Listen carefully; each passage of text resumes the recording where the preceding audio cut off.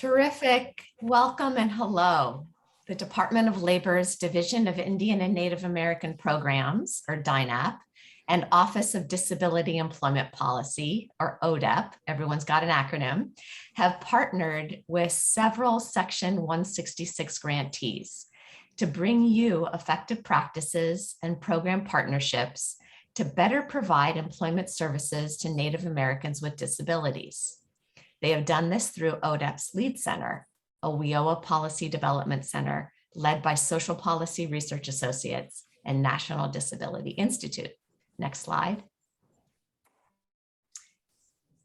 So that everyone can fully participate in today's workshop, we'd like to take a moment to share some captioning and housekeeping tips. Today's workshop is live captioned. For those of you participating online, you can adjust the caption size under Zoom's subtitle settings option. You also have the option to open the captioning webpage in a new browser. The link has been posted in the chat box.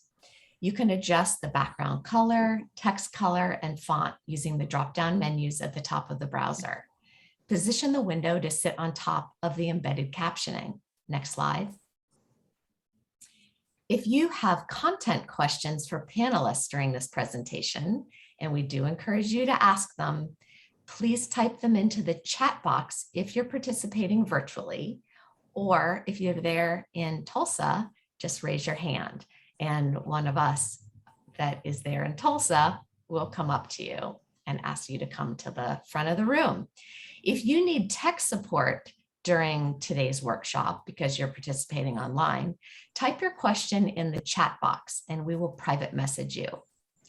I'd like now to turn it over to Beanie Alexander.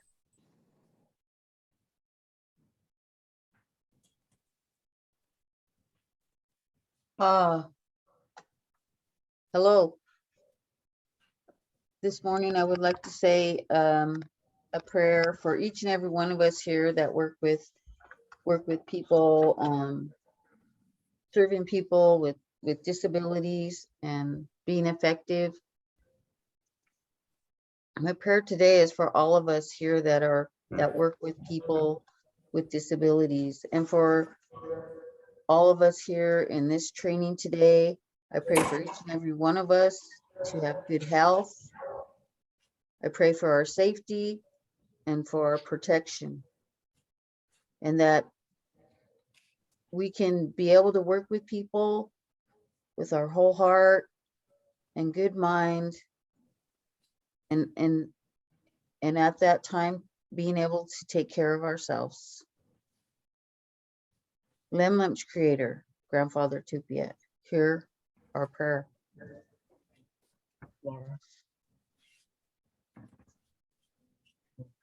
Laura. Thank you, Beanie, for grounding us in this moment. Next slide. I'm happy now to introduce Maria Mendoza. Many of you already know her as she is a DINAP Federal Project Officer. She's out of the DC office. Maria? Thank you, Beanie, and thank you, Laura. Good afternoon, everyone. It's afternoon for me. I know it's probably morning for some of you all. I hope you're all enjoying the conference and learning a lot from the workshops. As Laura said, I'm a federal project officer and probably a federal projects officer for some of you who are out there in the audience. This workshop is about how to effectively serve people with disabilities by embracing our cultural identities, and ultimately, we will see that disability is a form of diversity. Next slide. Many people have organized this workshop, and I want to thank them all for their contribution. Now I want to take this opportunity to introduce the presenters. Delia Smith, Director of Economic Support Services with the Oneida Nation of Wisconsin. Sean Paulus, WIOA Counselor with the Oneida Nation of Wisconsin. Kathy Richards, WIOA Program Coordinator with the American Indian Community Center of Spokane, Washington. And Lavinia Beanie Alexander, who was a counselor with the Tribal Vocational Rehabilitation for Coeur d'Alene. Next slide. The presenters in part two are Cindy Kemp, Program Director with the North American Indian Culture Center in Talmadge, Ohio. And of course, our senior, Laura Aaron, our Senior Associate with the League Center and Social Policy Research Associates. Ms. Aaron and the Social Policy Research Associates have been working with the Department of Labor and the Division of Indian and Native American Programs for quite a number of years. And of course, there's me representing the Department of Labor, Division of Indian and Native American Programs. Next slide.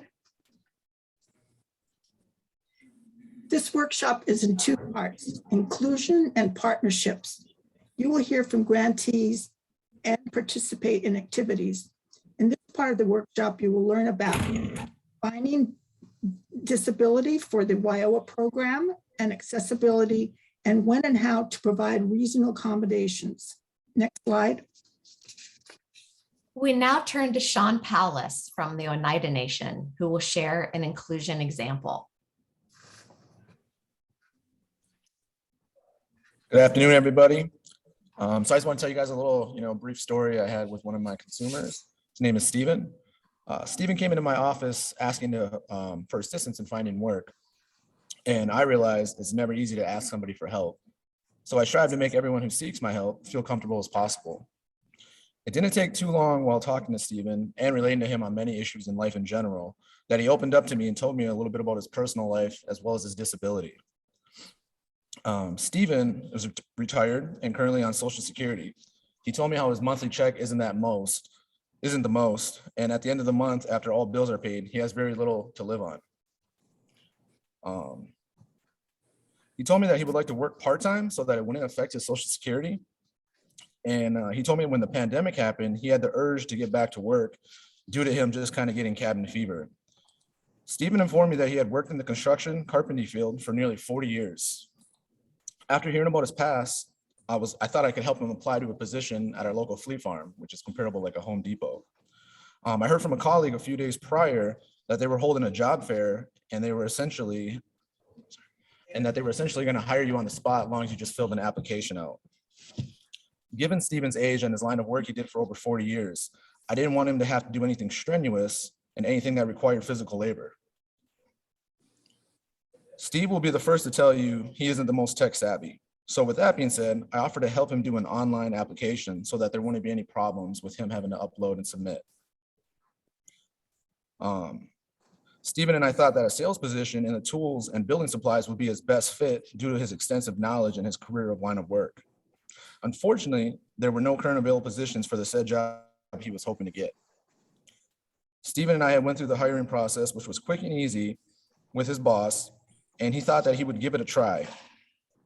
After the first day of work, Steven had called me stating that although he liked the job a lot, he didn't think it would be a good fit due to his dyslexia and having to use those hand remotes to scan the inventory in, as well as using walkie-talkies. I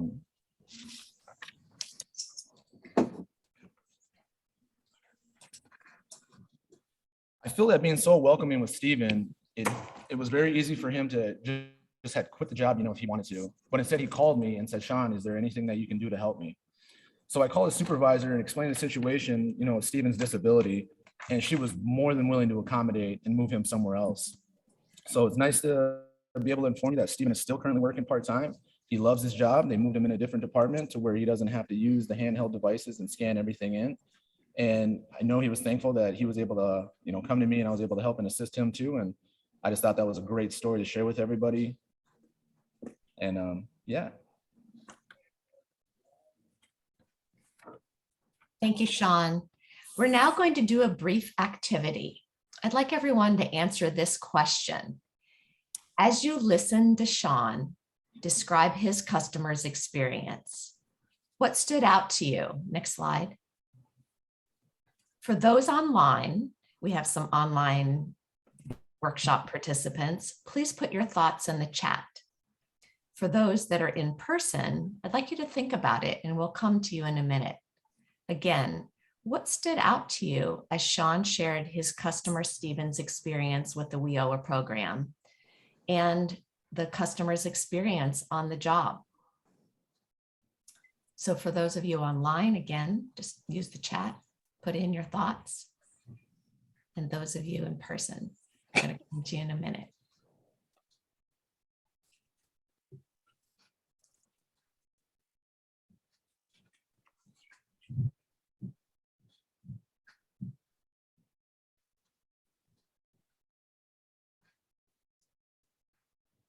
I'm going to turn to people that are there in person, and Delia, if you can help me out, or Sean. I'd like to know if a couple of people will come up to the computer so those of us that are here online can hear you, and just share, there's clearly no wrong or right answers, just what stood out to you about this customer's experience with the program and on the job.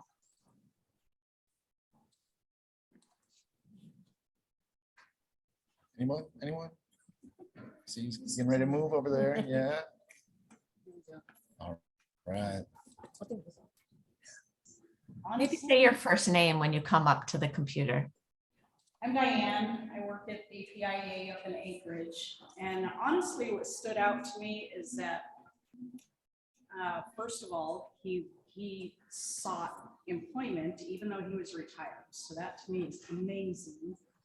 But the second thing that stood out is how comfortable he felt requesting help with an issue. And I thought that was also amazing. So it tells me how open your program or you yourself was to this person. So I think that's important. Definitely. Thank you. Anybody else? You have a very shy group. What about someone online? Does anyone, you can chat in your response, or you can unmute for a minute if you'd like to participate. Sean, is there anyone else in the room? There's a lot in the room, Laura, but I don't think that coffee hit for this afternoon yet.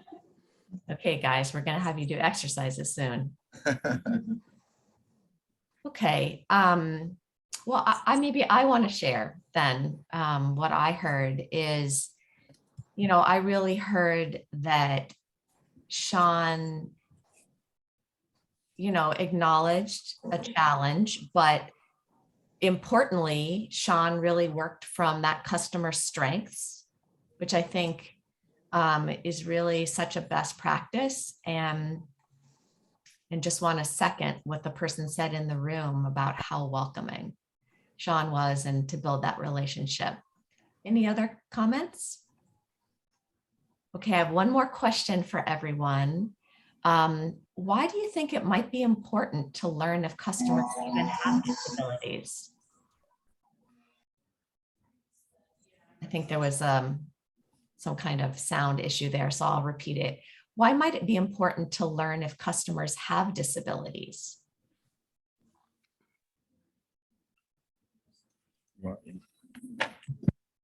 We got someone willing to answer that, Laura? Just one second.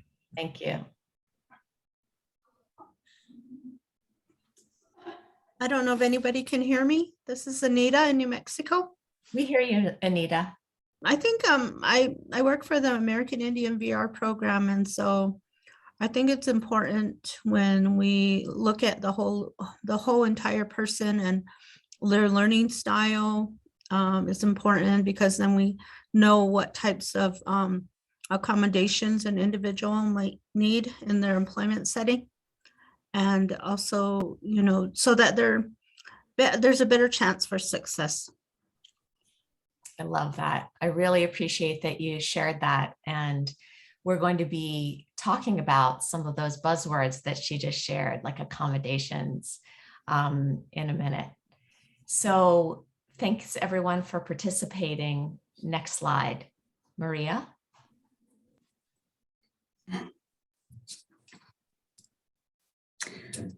We know that there are different definitions of disability. For example, the definition used by the Waiowa program is not the same as the one used for by the Social Security Administration to determine if someone will receive disability benefits.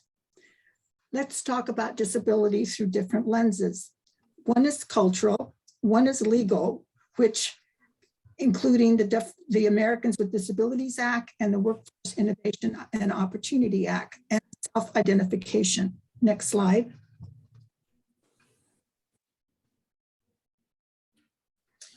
tribe has their own concept of understanding of what a disability is. They have a very distinctive view of life and disability, which is based on their own set of creation stories, doctrines, clans, and upbringing. Acceptance and tolerance of many aspects of life, including disability, comprise core values for Native Americans. And Native American language, some Native American languages have no word for disability. Next slide. Wyoa, we use a definition of disability from the Americans with Disabilities Act. An individual with a disability is defined by law in the Americans with Disabilities Act as a person who has a physical or mental impairment that substantially limits one or more life activities, who has a history or record of such an impairment, or who is perceived by others as having such an impairment. Next slide.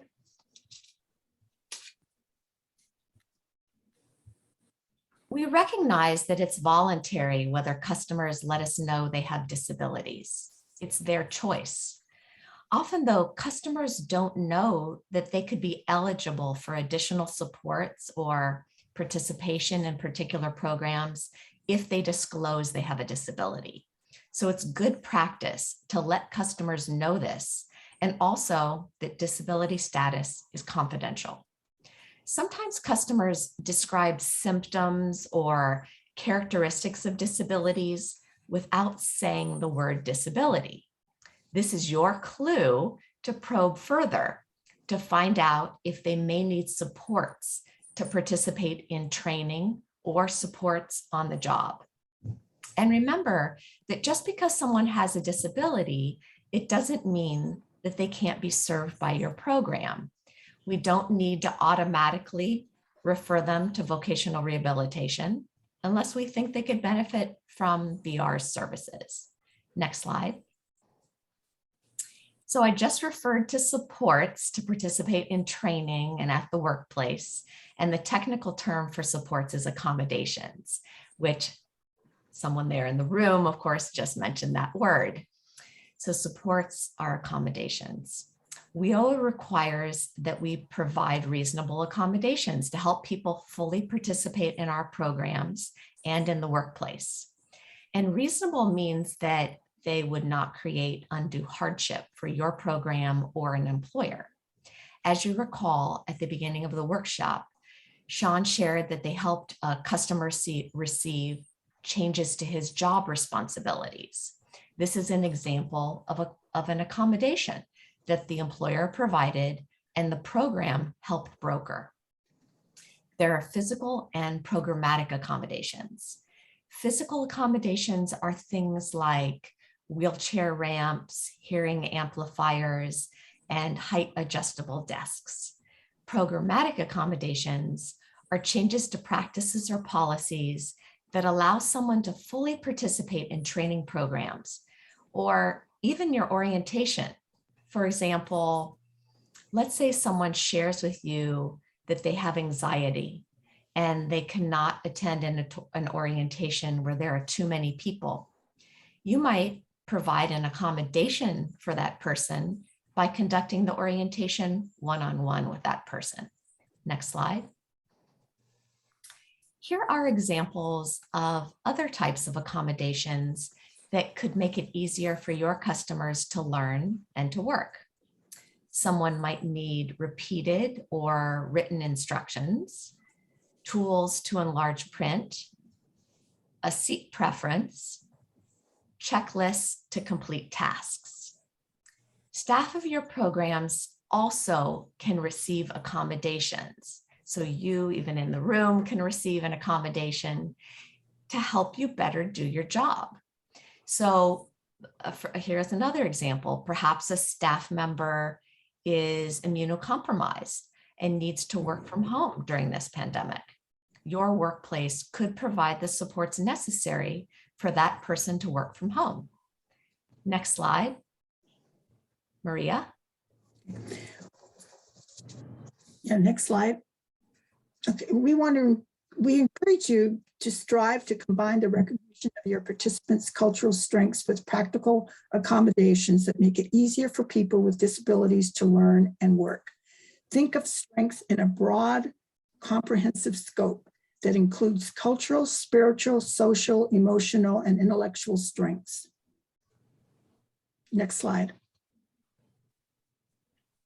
We're on slide 17.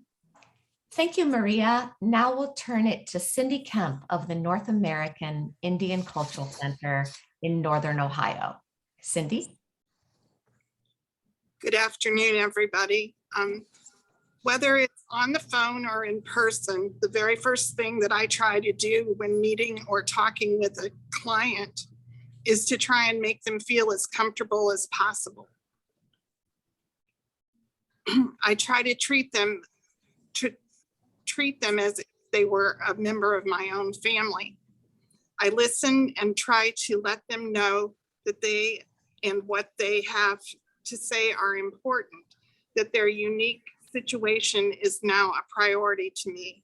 I tell them about our program, our WIOA program, and the other services that our organization has to offer.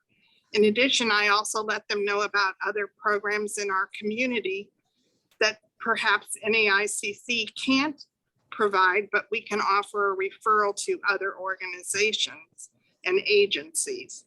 Everyone is struggling with something, and sometimes it's simply getting your courage together enough to ask for help or assistance, and that can be very traumatic. If some people even think that it shows weakness or failure. Personally, I've been on the other side of the table. When I went from being married to a single mom, I was the person that was struggling and asking for help. Although I wanted to show everyone that I could take care of myself and my children, I knew that I needed some guidance from somewhere. So it takes a lot of courage to decide to reach out for help and assistance, and it can be overwhelming and very humbling.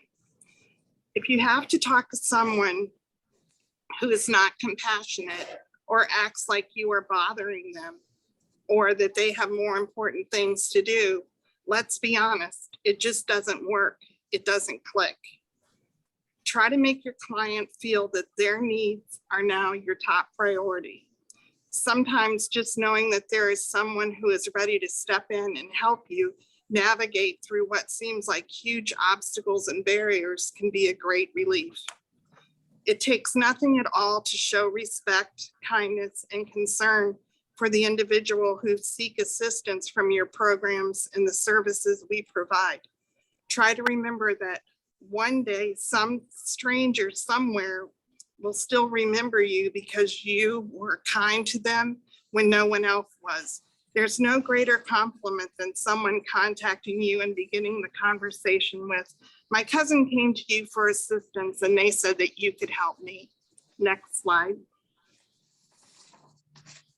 Thank you for sharing your and your organization's inclusion practices, Cindy. Okay, let's do another activity.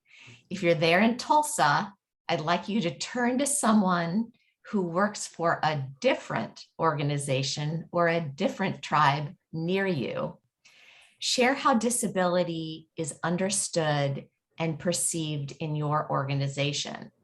If you're participating online, and I'd like you to use the chat and share how people with disabilities are included or not included in your services. And your instructions are there on the slide. I'd like you to take a couple of minutes and then we'll come back to you for a little report out.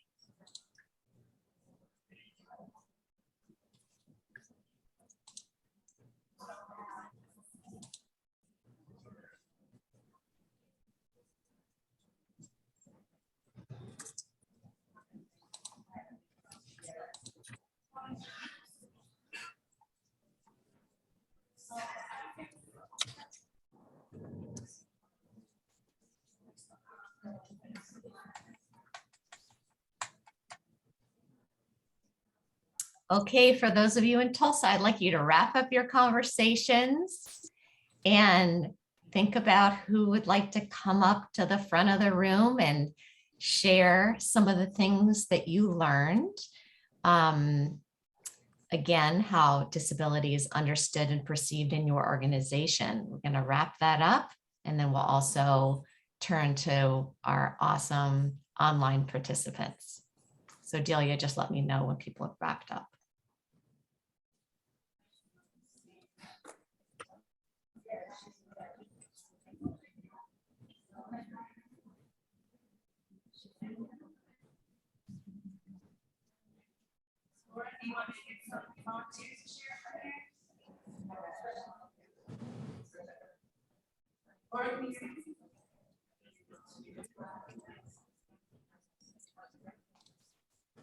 Oh.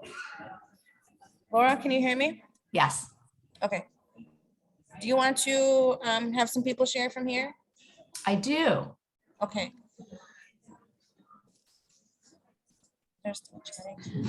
Does anybody from the room want to share back with Laura and the team some of the stuff that you guys discussed? Yeah. No? do it anyway. That will help spread all the interesting things that you guys talked about. Come on up. Don't be afraid. We'll give you extra points if you come on up.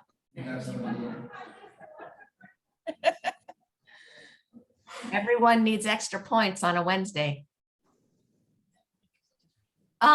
Sean and Delia, I think you might have to volunteer someone. I think you might have to volunteer someone. Yeah, you gotta. I'm ready to. Don't lick my computer. Okay. So let us know who you are if someone's come up. My name is Adam Arca. I am program coordinator for Clinton Oneida Central Council in Juneau. Me and my partner discussed the way disabilities affect people, basically the stigma that they have to deal with and the courage it would take for them just to go in to actually ask for help. And a lot of these folks are family members. So at our organization, we try to help them as best we can, be patient with them. Just kind of understand that it might not work out the first time. You have to build trust with them, build rapport, and just kind of slowly guide them and walk them through the process and just kind of be patient with them. Adam, I really appreciate you sharing those thoughts and that discussion and how important it is to build trust. And especially it's, I think for many folks, sometimes it is family members too. So thinking about, especially if you're on res. So Adam, thank you so much. Are there any, I really, Yep, we got another one, Laura. thank you. Just Can just tell everybody us who hear you me are. okay? Okay, I don't like microphones, I don't like my voice, so, okay. Yeah, can you hear me okay? Yes.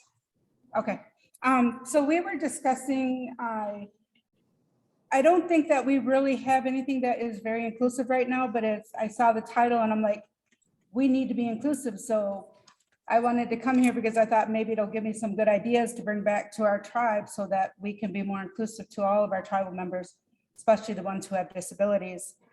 I know that one of the things that we were discussing is we have a tribal member who's deaf. He was recently released about 1.5 years ago. And I'm sitting there thinking, how would we help somebody who's deaf when none of us know sign language? And so I'm hoping that maybe we can come up with a class for our staff to take sign language classes so that they can work with those tribal members who are deaf. I know that personally I have 20% hearing loss in both my ears, so I've adapted without realizing. I read people's lips without thinking about it. And I was told by my cousin, I never noticed it. So as people who do have disabilities, they tend to adapt without, telling anybody that they've adapted on it. So I guess that's one of the things that, I'd like to do is figure out ways of how we can be more inclusive to our tribal members. And I figure ASL might be a good idea. And then, some other ways with the ones who are unable to, use the internet or, the computer or whatnot. And so I'm just looking for ways to be more inclusive. What's your first name? Angela? Angela, I really appreciate that. And it also goes to show, right? No matter what organization you are, there's always something to learn. And this is why we're all here together, right? To learn from each other. And if after this presentation, you want to contact me, we can talk further also as you think about if you want particular or more ideas than this 1.5-hour workshop. So thank you so much, Angela. We have those online participants and they've been chatting away also. And I want to share a couple of their chats with the group. Barbara Lamon says, people with disabilities are included in our child support program. We work with the paying parent's ability to pay, and for the receiving parent, we assist with interstate paperwork.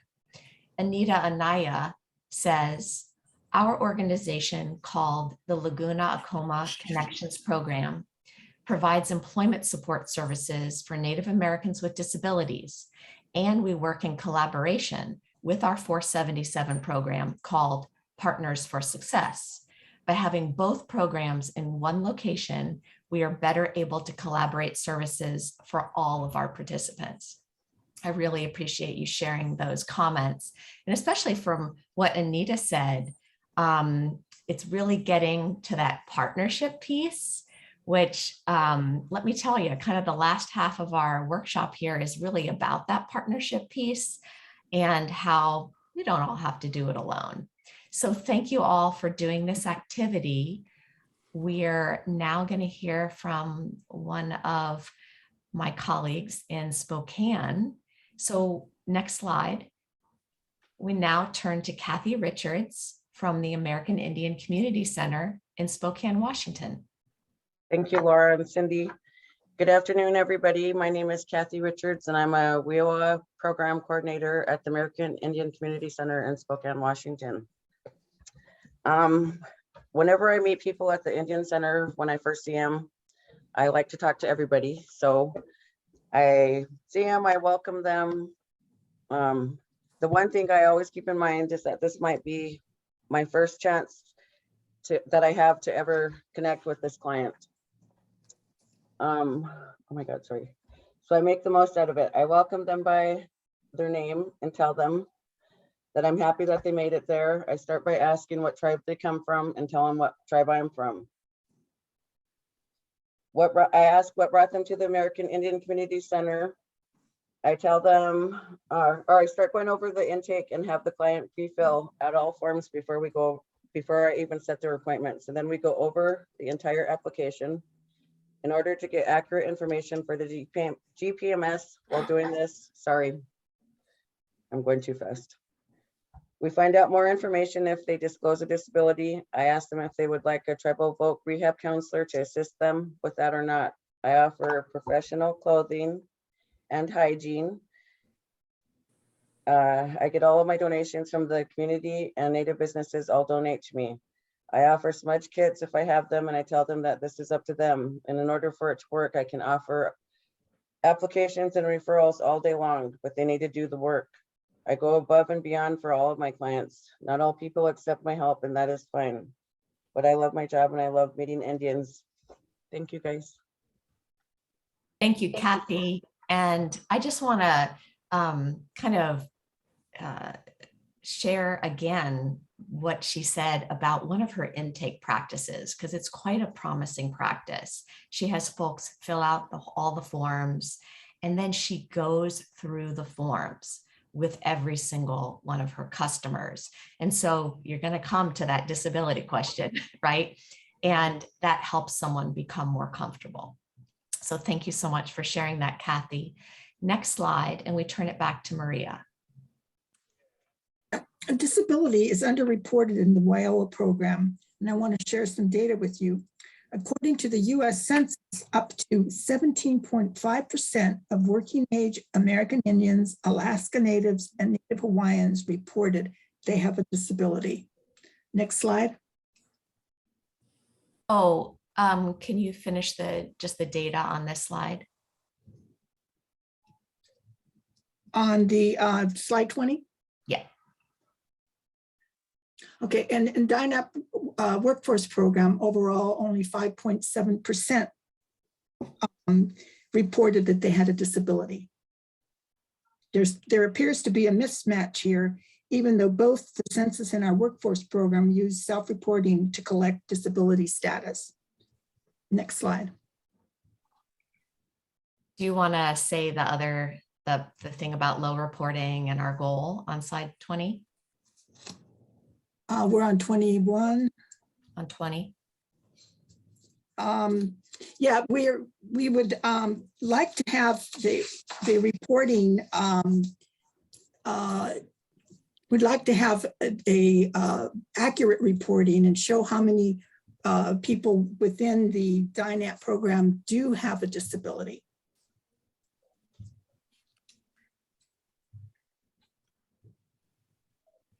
Thank you, Maria. Mm-hmm. I also just want to say that low reporting may indicate that our participants do not know they can receive accommodations to help them be more successful during a training program. and at their workplace if they disclose they have a disability.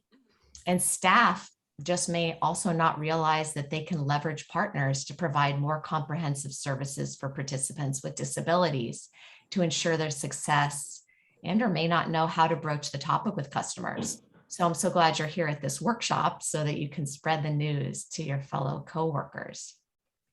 DINAP's goal is not just to see an increase in the percentage of people with disabilities served, because as you can see, it's very low.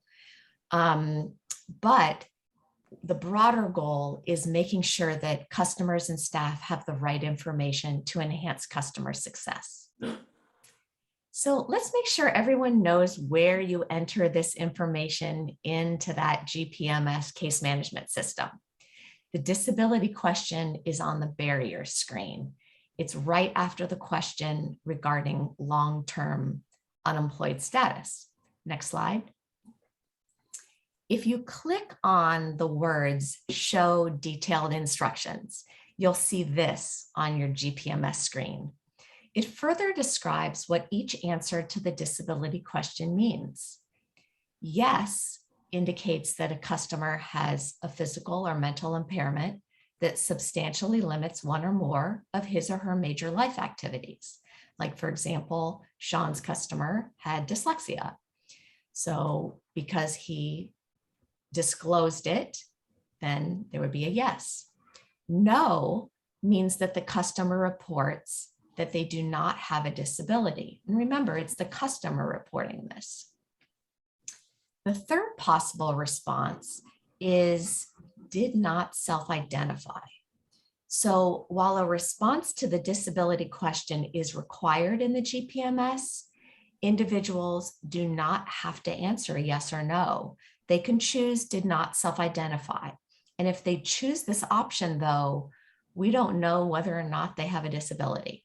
So we can't say yes or no. And that's just one of those choices. And we hope that maybe as trust is built with someone, that they may change that answer. And especially because remember, you can update this data field at any time during a customer's participation. They might later tell you they have a disability. And so sometimes that happens as trust is built. I also just want to make the point that it really is someone's voluntary choice as to whether they tell you they have a disability. If you see that they roll into your office in a wheelchair and then on the intake form they put no, or they put do not self-identify, you can't change it to yes because you saw them in a wheelchair, right? Okay. So I'm now going to turn it over to Beanie to summarize our inclusion best practices. Next slide.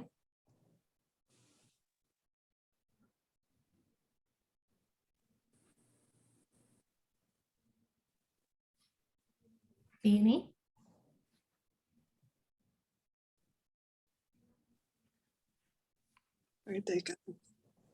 Hi, this is Beanie.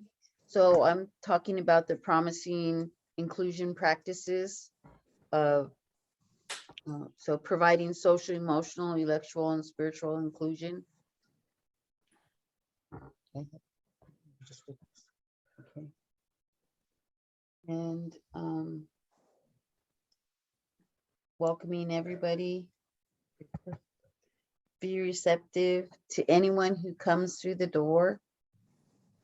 Work with customers as a whole person. Use intake as an opportunity to build trust and provide confidentiality. Should we do this? And then I have a story to read of one of our clients that we share. Beanie, hold off on the crane operator until just a couple more slides. Okay, cool. So thank you for summing up kind of what we were talking about inclusion in this first part of the workshop and summarizing those best practices. And we're going to go to the next slide and Maria will start us off for the next part of the workshop. Yeah, we've been talking about inclusion. We now want to share promising practices and partnering with other organizations. Let's now discuss identifying partners to provide complementary services. Next slide. And so here, I actually just want to bring out that, you've heard many different voices here today. And I especially want to thank Beanie Alexander, who you just heard, and now you're going to hear again, because I just want to point out, she's actually not a WEOA program grantee. Okay, she's not a section 166 or 4, et cetera grantee. Instead, she's from the Coeur d'Alene Tribe Vocational Rehabilitation Program. And she is Kathy Richards' American Indian Community Center program partner and agreed to be a part of this presentation. As you can see, the partnership is so strong that she wanted to come to this workshop to share stories and best practices. And so now I'm going to turn it to Beanie, and she's going to talk about some partnering. Go ahead, Beanie. So as a as a tribal vocational rehabilitation counselor with the Coeur d'Alene tribe, our program is career renewal. I partnership with the American Indian Center, the WEOA program, Kathy.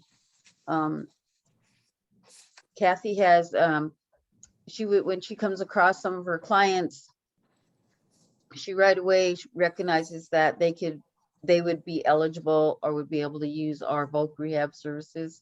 And so she refers them right away to me. I'd like to share a story of somebody that we have shared partnership with. And I'm going to, our person that we're talking about, our successful employee, he is, his name is Smalls. We'll call him Smalls. And our shared client Smalls, he has a personal employment goal to work in a position that pays the big bucks. And he wants to be a crane operator with the company of his dreams. He knows exactly who he wants to work for and that it will pay well. I met Smalls in July of 2018, a referral from Kathy Richards, the WEOA program manager at the American Indian Community Center in Spokane, Washington. Smalls is a shared client between AICC and the Coeur d'Alene Tribe Folk Rehab Program. Smalls is a reentry client with the WEOA program.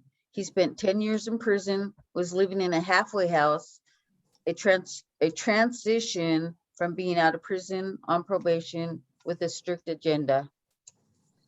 It is strict, I don't know, it's almost, it's strict, she can say, stringent process for Smalls to come to see each of us at the Indian Center.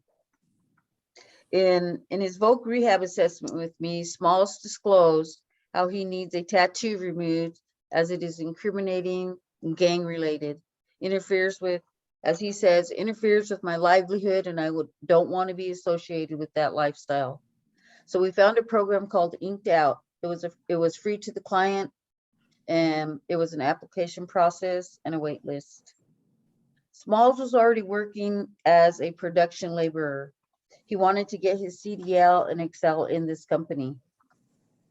In December 2018, Smalls received his CDL, paid for by Comfortable Benefits, his tribe's TARO program, Tribal Employment Rights Office. By February 2019, he was on the job training as a truck driver, preparing to drive truck and operate a crane on his own. In October 2019, Smalls is closed successful from the Coeur d'Alene Tribe Voc Rehab Program. He is now eligible for post-employment services with the Coeur d'Alene Tribe Voc Rehab Program. December 2020, Smalls decides to move on from his dream company, which he made $29 an hour. He wanted to join a union, operate cranes for $45 per hour. Then again, in March 2021, Smalls wanted to advance in his skills, attending training to become certified to operate all sizes of cranes. The cost was $9,000 for the training, paid by AICC WEOA program, Colville Confederated Tribes Tarot Program, and the Coeur d'Alene Tribe BR paid for the Department of Transportation's physical. Smalls explained he left his dream job on account he was not getting enough hours. He was now receiving full-time hours.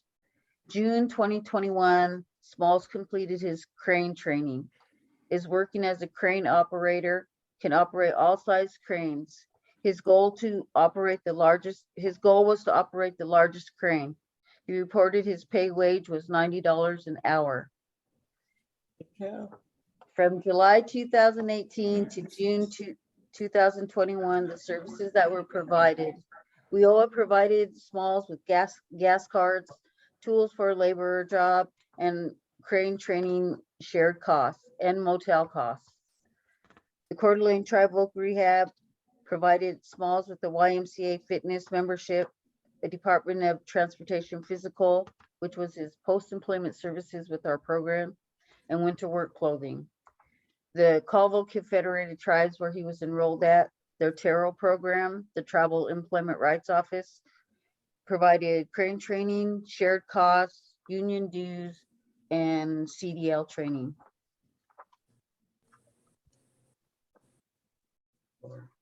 Laura? And isn't he now making $90 an hour? Yes. And off both of our programs.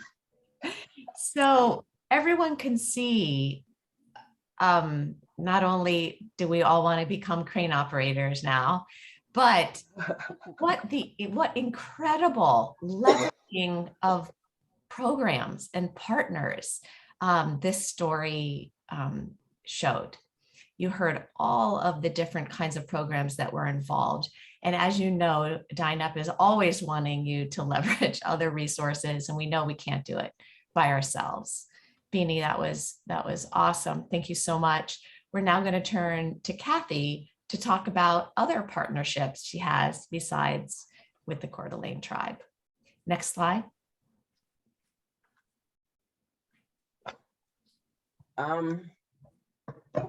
We are a fortunate city. We're surrounded by 5 local tribes. So we have each tribe come to our office as much as possible. But with COVID, we haven't had any tribal partnerships except for the Spokane tribe and the Coeur d'Alene Tribe, thank God, coming to our office every day. And we're a very fortunate state also that we have a 701 plan in action for Washington State. It's the Washington State is committed to working with tribes and recognized American Indian organizations on a government to government basis. There is a working and collaborative agreement between the Department of Social and Health Administrations, including aging and long-term care services, home and community services, and adult protective services, Behavioral Health Administration, Western State Hospital, Eastern State Hospital, and Child Treatment Center, Developmental Disability Administration, Division of Vocational Rehabilitation, Economic Service Administration, and Community Service Division, and Division of Child Support. With this agreement, it's called the 701 plan. Through this 701 plan, we are partnered with the 5 local tribes who serve clients and vocational rehabilitation in Region 1 as part of the Washington State 701 plan. With this group, we meet quarterly. We all have to host a meeting, and the Coeur d'Alene Tribe, all tribes listed on here are at those meetings every quarter, and we discuss clients that we have traveling around for college, for work, for whatever they're doing. Anybody that's moving into our areas, we discuss clients that are going to school or doing whatever. We just update everybody that what our programs are doing and ask for requests or assistance, and we meet with the state at that time also. So it's very, very helpful for us, and it helps us co-enroll state Indians that are on the state program that may not have ever met any of the tribal people yet.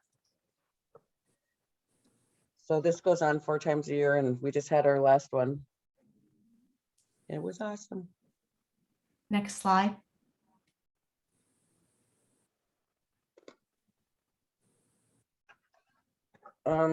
I believe to be a good case manager, it is boots on the ground deal. You have to interact with your community as a whole, not just WIOA clients. I've been the funeral cook for the AICC for the last 14 years. So when people pass away in Spokane, we're a city, we're urban, and they don't have family or they don't have a tribe or anybody to help them bury their people. I cook and help them bury their family members and stay with them for the whole 2 days. Beanie is one of my help cookers. Everything is done for free for the family from the community. We don't get paid for this. I'm a community health worker, a census and trusted messenger. I'm a strengthening families facilitator, and I love what I do. I go and help people wherever they need me. I don't need a title. I prefer just to be called a helper. I love the city that I live in and all the Indians that I serve. Thank you, guys. Thank you so much, Kathy. Next slide. If those examples weren't good enough, we've got another example for you, and we are going to hear from Cindy Kemp again to share another partnership example. Cindy? When I first began attending the meetings of our local job center, I became acquainted with the individuals that were partners there and the local service providers. We would chat and tell each other what our specific organizations did and what services we could provide. I didn't realize how important these relationships would be until much later when I had to ask for assistance to help one of my WIOA clients. Tess had been my client for years before, but she had dropped out of the program as a result of alcohol and substance abuse. She had quit school, lost her kids to the children's services system, and went into drug rehab for a bit, and I had lost track of her. Out of the blue one day, she called me and wanted to know if she could please start over, could she have a second chance? She told me that she had turned her life around. She had followed all the steps and gotten her kids back. She had been clean and sober for 18 months and was doing great. She wanted to try school again, but this time she wanted to be a drug and alcohol counselor. She wanted to help moms who had been involved with the criminal justice system, who had lost their children to children's services systems. She wanted to be able to show them how to put in the work and effort needed to get their kids back. And she wanted to use her experiences to be a positive role model. So I told her that I felt everyone deserved a second chance, but that she was going to have to keep in touch with us and she would have to let us know what she was doing and how school was going. She promised me that she would. And for 3 months, it was great. I heard from her all the time. Then I didn't hear from Tess for about 8 weeks. I tried calling, got no answer. She wouldn't respond to emails or letters. It was like she dropped off the face of planet Earth. And we've all had clients like that, right? So I figured that the stress of school and being the mom of 2 young boys had gotten to her and that she had slipped up and fallen back to old habits. One day our receptionist said, "You've got a call from Tess." So I'm figuring she's going to tell me that she's sorry, but she went back out and things are messed up, but could she please have another chance? What I heard next was unbelievable. And not in my wildest dreams did I think that this would ever happen. There had been a car accident. Her car had flipped and Tess had been trapped inside for hours before they could get her out. Her arm was almost completely severed, but they were able to reattach it, but we're not sure if the surgery would work or if she would have function of her arm at all. Plus, there was always the possibility of ultimately having to amputate her arm. While she's telling me this, I figured she was going to tell me she was dropping out of the program. I mean, I would have told myself that, but no. Tess wanted to know if I knew any place where she could get some help. She lives in a different part of Ohio, about 2 hours away, so I told her to let me do some checking and I'd call her back. One of my people that I worked with at the One Stop, his name is Larry, and he was from the Bureau of Vocational Rehab. So I contacted him, told him what was going on, and he put me in touch with his counterpart from Lucas County in our state. Larry was amazing. And the other person that we contacted from Lucas County, they told me that they would contact Tess. Not only did they contact her, they contacted me every step of the way, letting me know what they were doing for Tess and her family and how well she was doing. Tess finished school and is now working with a transitional housing program that offers services for reentry. She is helping these ladies just as she wanted to do. She truly is a role model. My Bureau of Vocational Rehab at the Job Center in Summit County helped out. They followed through every step of the way. Partnerships can and do work. Next slide.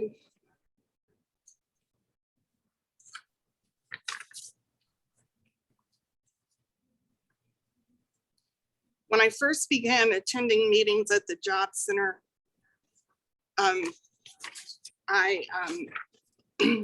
I discovered that I wanted to get involved with other organizations throughout our area.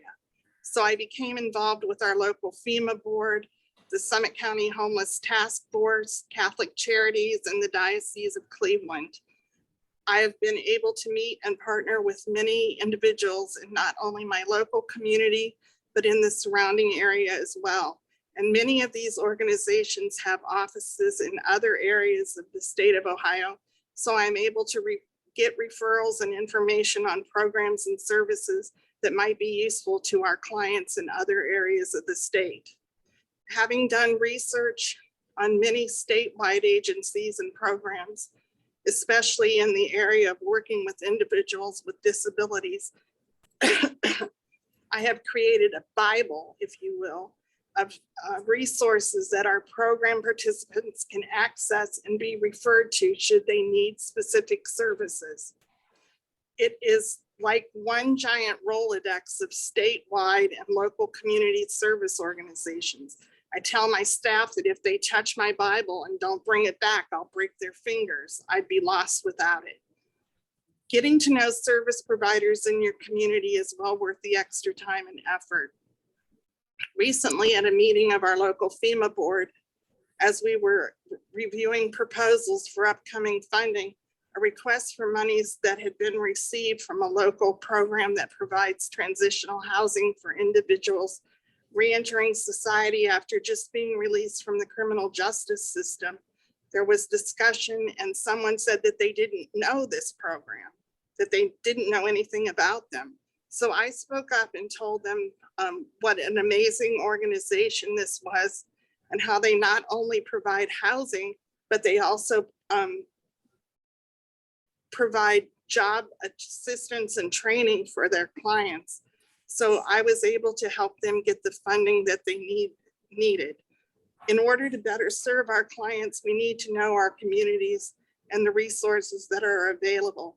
This can be done by partnering with other organizations and working cooperatively. We need to speak up and be a voice for these organizations, letting know others how amazing they really are. Thank you. Thank you so much, Cindy. Not only does it show what a strong person your customer Tess was, but of course, how the strengths that not only Cindy, but everyone that you've heard speak with today really bring to their job. It's always more than just a job. And you're always thinking about who could you partner with. And, at the beginning of the workshop, we really talked about building trust with our customers. And now we're really about building trust with potential partners. We might not know if we need them in the future, or we need them right now and be able to leverage those resources. And as you heard, Cindy even spoke. She knew so much about a partner. She was able to speak about them in a room where the partner wasn't even there and the partner received funding. So I know I want to partner with Cindy. So we are going to do another activity. Next slide. And we, again, have the option, if you are online, we'd love for you to participate and so appreciate that you're doing that online, and answer this question. For those of you in person, you'll turn to a neighbor, someone that you haven't talked with yet. What types of programs serving people with disabilities have you heard about in your area? And it could be some of the organizations that Cindy or Kathy or Beanie talked about, or it could be others. And so I'd like you to take a couple of minutes and again, turn to someone you haven't yet spoken to in the room and discuss what programs serving people with disabilities that you've heard about in your area. And then we'll come back and report out. Thanks. Take a moment.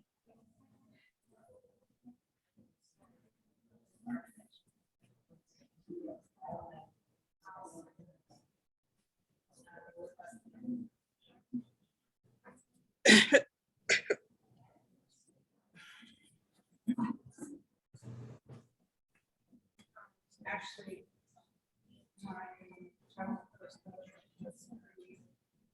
Bridges.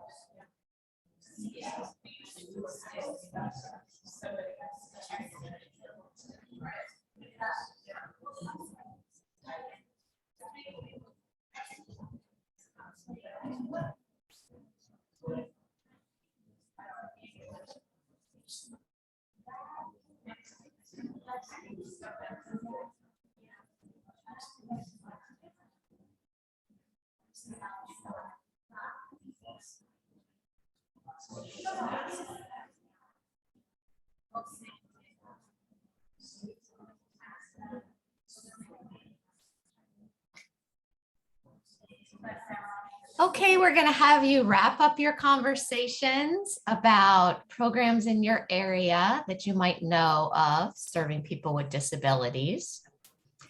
And if you would like to share, I'd like you to come up to the front of the room. And while you're thinking about if you want those extra points by coming up to the front of the room, I'd like to share some things that some of our online workshop participants have shared because they're pretty interesting. First, Colleen Plasek says that she attends meetings with the local American Job Center and a couple of other groups. And so she's learned about vocational rehabilitation and all they do, as well as organizations that assist individuals with autism. And so that kind of is yet another plug, just like Cindy and others have said, is that it is really important to go to those American Job Center or Workforce Board meetings. Thank you, Colleen. And Anita Anaya says, and this is very interesting, they have a tribal scholarship program for tribal college scholarship program. And it accommodates students with disabilities if they cannot go to school full time. I think, as we all know, sometimes scholarships require you to be a full-time student. But if they're unable to do so because they have a disability and they can only attend part-time, that tribal scholarship program will still accommodate them, which is terrific. And they also have a tribal benefits program that assists people applying for Social Security benefits, and they have their own VR program and a veterans program. And I think what's so key there is making sure that, you know, clearly she's from a tribal program, and there are so many programs on res often, and sometimes they're in silos, right? And they don't actually speak to each other for many different reasons. And so it's such a best practice to be able to have lasting partnerships that last beyond someone leaving their job, and hopefully having even formal written memorandums of understanding between different tribal programs. So I really appreciate the online participants for sharing. Is there anyone else in the room that wants to share in Tulsa? Yep, we have one, Laura. She's coming up. Great.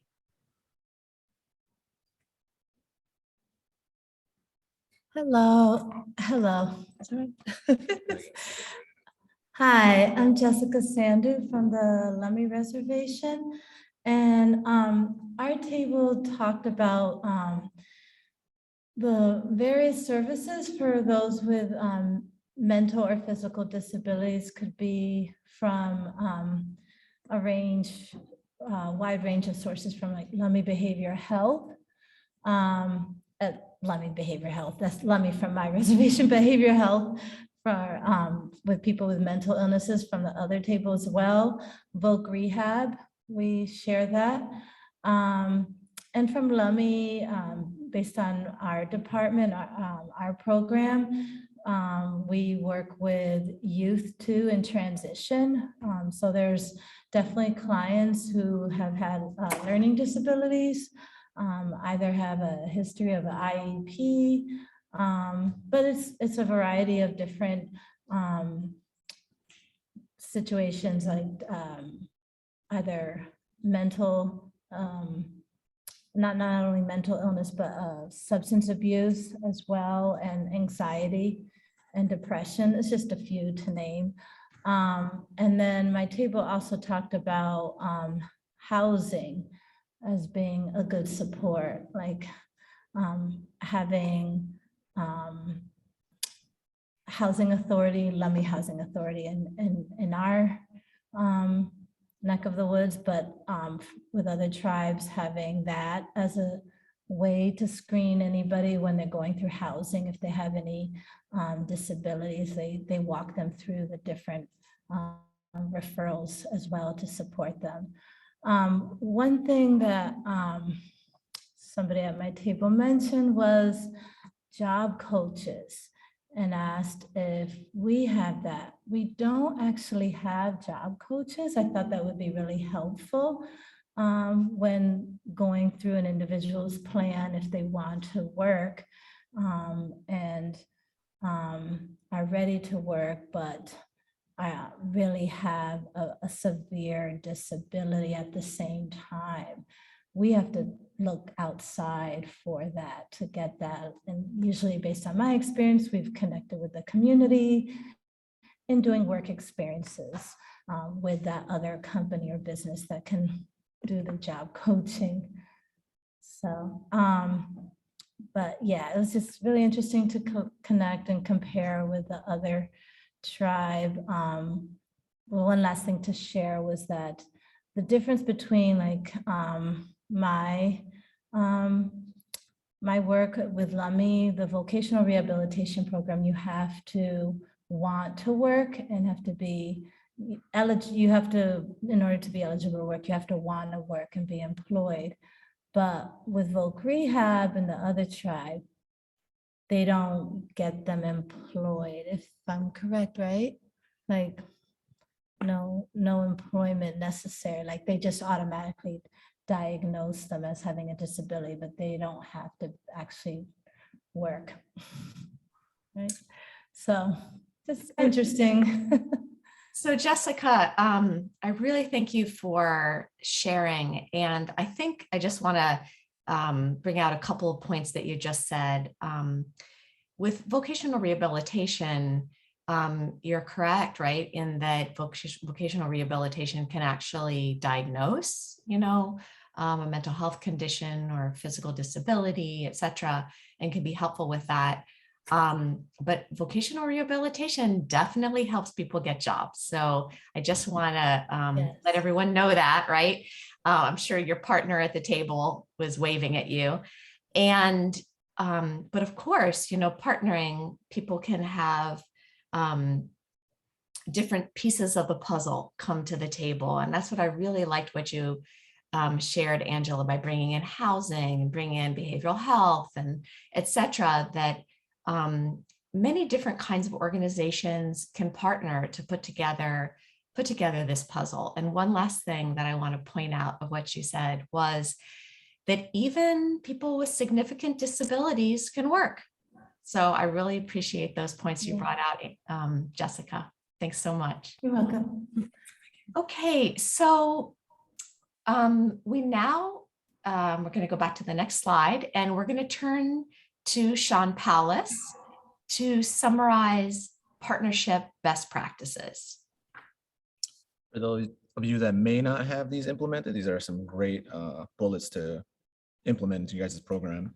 The first one is leverage other programs' resources, proactively seek other services and programs for customers, co-enroll customers in other programs when it makes sense. Both programs share positive performance outcomes. Stay connected to the local and/or state workforce board. Create formal MOUs with partners. Don't depend only on current staff relationships. Document referral processes. Use customer release of information form between system/programs. Consider the interests of potential partnering agencies. And last, your box is in the way there. Oh, no, you're good. Yeah. And then, of course, center the best interests of the client. So everybody get your phone out and take some pictures of these. These are important. Thank you so much, Sean. And we will post these slides too. And also take photos, exactly. Next slide. So with that in mind, we have some links and slides. And so that's why we do want to give you the slides after the event, because here are additional resources to help you out when you get back to your desk. You can find information about reasonable job accommodations on the Job Accommodation Network. The second bullet is if you're a tribe and have a vocational rehabilitation grant, we've provided the link to additional technical assistance and training. And last on this slide, there are links to a toolkit about understanding disabilities in American Indian and Alaska Native communities, as well as an online training that covers serving people with disabilities. Next slide.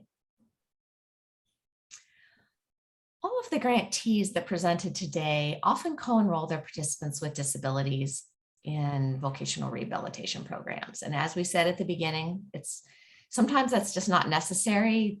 You can serve them. They may not need VR's help, but we wanted to provide this link to you in case you want to leverage resources from the VR program. Tribal vocational rehabilitation can be found in 86 tribes. And state vocational rehabilitation is available in all states. So if you don't have, if you're not a tribe that has a VR, or you're not even near a tribe with VR, every single state in the nation has VR and offices in your regions. We also wanted to mention that Centers for Independent Living support empowerment and self-determination for people with disabilities, and they can be found in many areas around the US. And I really think that they could be an incredible partner for you if they're in your area. So I know you guys all, are brainstorming different organizations, and I'm not sure this one came up, but if you just, put in a search online, Center for Independent Living or Independent Living Center, one might pop up in your area. So we encourage you to see if there's a center near you. Next slide. Many other resources are also available. Next slide.